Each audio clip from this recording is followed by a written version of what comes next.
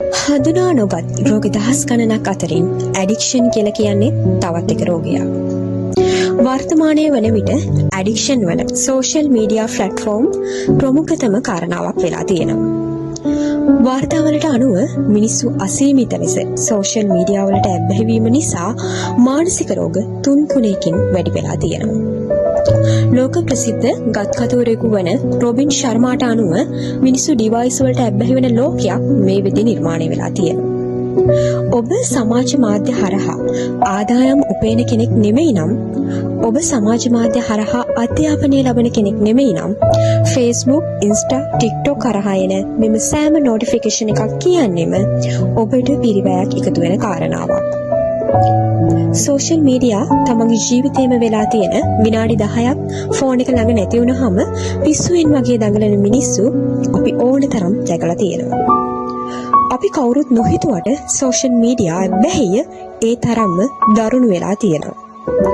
අඬන නදුරුවෙක්ට කන් නොදී ෆෝන් එක බලන්න හිතනවා නම්, ගෙදර කැම ටික පිළියෙල නොකර මැසේජ් එකේ ඉන්න හිතනවා නම්, Facebook, Insta, TikTok එකේ like, comment, followers ලා දැකලා මට මිනිස්සු පුදුම තරම් කැමති, මං වටා ලොකු පිරිසක් ඉන්නවා කියලා හිතනවා නම්, තමන්ගේ වටේ ඇත්තටම ළඟ ඉන්න තමන්ගේ පවුල අංක 2ට දාලා ජීවිතේ අංක 1 සෝෂල් මීඩියා වෙලා තියෙනවා නම්, ඔයා ඇත්තටම ඉන්නේ සෝෂල් මීඩියා ඇඩික්ෂන් එකක.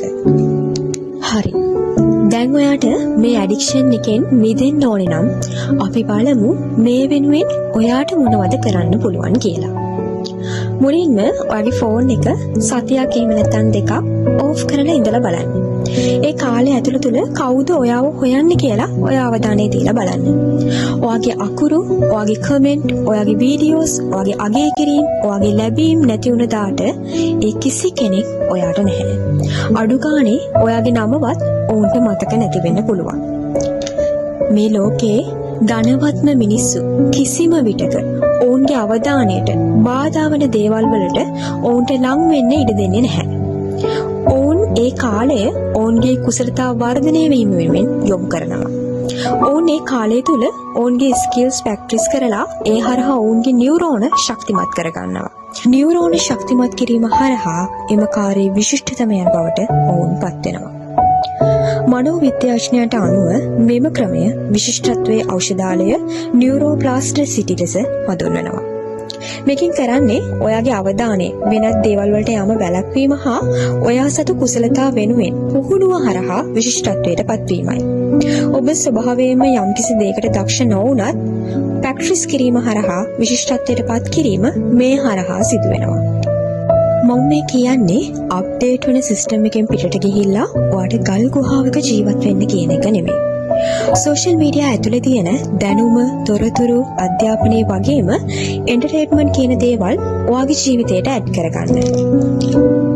ඒකාකාරී ජීවිතයට වෙනසක් ගන්න සෝෂල් මීඩියා වල සැරිසරන්න. හැබැයි ඔයාගේ ජීවිතය සෝෂල් මීඩියා වලට උගස් තියන්න එපා. සින්න වෙනකොට සින්න වෙන්නේ ඔයාවත් එක්කමයි. ඒ නිසා සයිබර් ලෝකයේ අතනමන් නොවි යථාර්ථයට බර දෙන්න. කාලයේ වටිනාකම හඳුනගෙන ඔයාගේ ස්කිල්ස් ප්‍රැක්ටිස් කරන්න. සෝෂල් මීඩියා ඇඩික්ෂන් වල තව දුරටත් ගොදුරක් නොවන්න.